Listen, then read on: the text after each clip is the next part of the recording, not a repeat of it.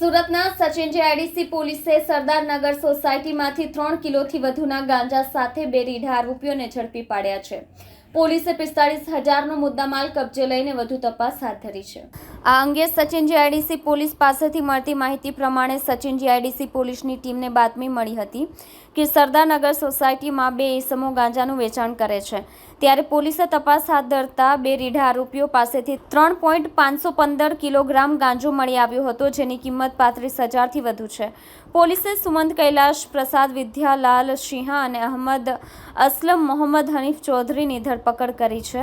પકડાયેલ બંને આરોપીઓ રીઢા ગુનેગાર છે. આરોપી સુમંત કૈલાશ પ્રસાદ વિદ્યાલાલ સિંહા વિરુદ્ધ સુરતના સચિન જેઆઈડીસી પોલીસ મથકમાં 9 જેટલા ગુનાઓ નોંધાયેલા છે, જ્યારે મોહમ્મદ ચૌધરી વિરુદ્ધ સચિન જેઆઈડીસી પોલીસ મથકમાં 1 ગુનો નોંધાયેલો છે. પકડાયેલા આરોપીઓ આ ગાંજાનો જથ્થો ક્યાંથી લાવ્યા હતા અને કોને આપવાના હતા એ દિશામાં સચિન જેઆઈડીસી પોલીસે તપાસ હાથ ધરી છે. સચિન જીઆઈડીસી પોલીસ સ્ટેશનના ડિસ્ટાફના કર્મચારીઓને એક ગાંજા બાબતે સ્પેસિફિક બાતમી મળેલી હતી.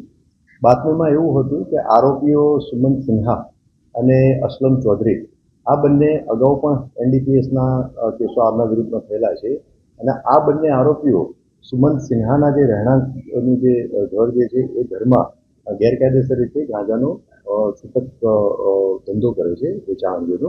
તો જે આધારે કાયદેસર કાર્યવાહી કરવાની હોવાથી જીઆઈડીસી પોલીસ સ્ટેશનના પોલીસ ઇન્સ્પેક્ટર શ્રી ગોહિલ અને ડિસ્ટાફના કર્મચારીઓ સરકારી પંચો સાથે જે સ્પેસિફિક બાતમી મળેલી હતી એ ગુનાવાળી જગ્યાએ જઈ અને ત્યાં રેડ કરી, ત્યાં ચકાસણી કરી. તો એના રહેણાંકના ઘરમાંથી વનસ્પતિજન્ય એક ગાંજા જેવી લાક્ષણિક તીવ્ર વાસ ધરાવતો વનસ્પતિજન્ય પદાર્થ મળી આવેલો.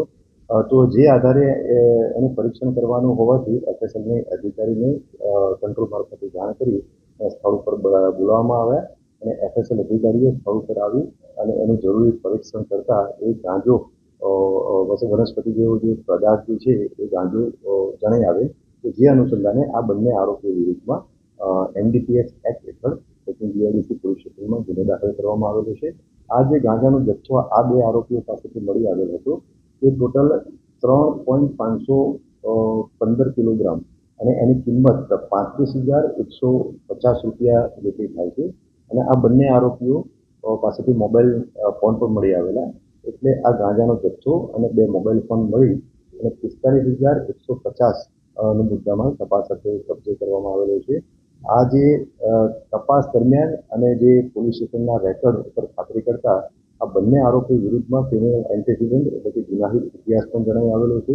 અને એમાં જે પહેલો આરોપી જે છે સુમંત કૈલાશ પ્રસાદ વિદ્યાલાલ સિન્હા કે જેમના રહેણાંકના મકાનમાં જ આ ગેરકાયદેસર રીતે ગાંજાનો વેપાર કરતો હતો, તેના વિરુદ્ધમાં અગાઉ 9 ગુના દાખલ થયેલા છે. આ 9 ગુના પૈકી 1 ગુનો શરીર સંબંધી ગુનો જે છે એ અને એના સિવાયના 2 ગુના જે છે એ પ્રોહિબિશન એક્ટ હેઠળ ગુના દાખલ થયેલા છે અને એના સિવાયના 6 ગુના એનડીપીએસ એક્ટ હેઠળ દાખલ થયેલા છે. એના સિવાય જે બીજા આરોપીની વાત કરું તો બીજો આરોપી એની મદદગારીમાં જે હતો મોહમ્મદ અસલમ મોહમ્મદ હનીફ ચૌધરી, એના વિરુદ્ધમાં પણ 1 ગુનો એનડીપીએસ એક્ટ હેઠળ અગાઉ દાખલ થયેલો છે. આમ આ બંને આરોપીઓ વિરુદ્ધમાં ગુનો દાખલ થયેલો છે અને આ બંને આરોપીઓની પ્રાથમિક પૂછપરછ કરતા આ બંને જે આરોપીઓએ જે ગાંજાનો જથ્થો જે છે એ સંતોષ યાદવ કરનાર ઈસમ પાસેથી લાવેલાની હકીકત ડિસ્ક્લોઝ થઈ છે. આ સંતોષ યાદવ એ સુરત શહેરના પઠાર વિસ્તારનો રહેવાસી છે. હાલમાં ગુનાની તપાસ ચાલુ છે.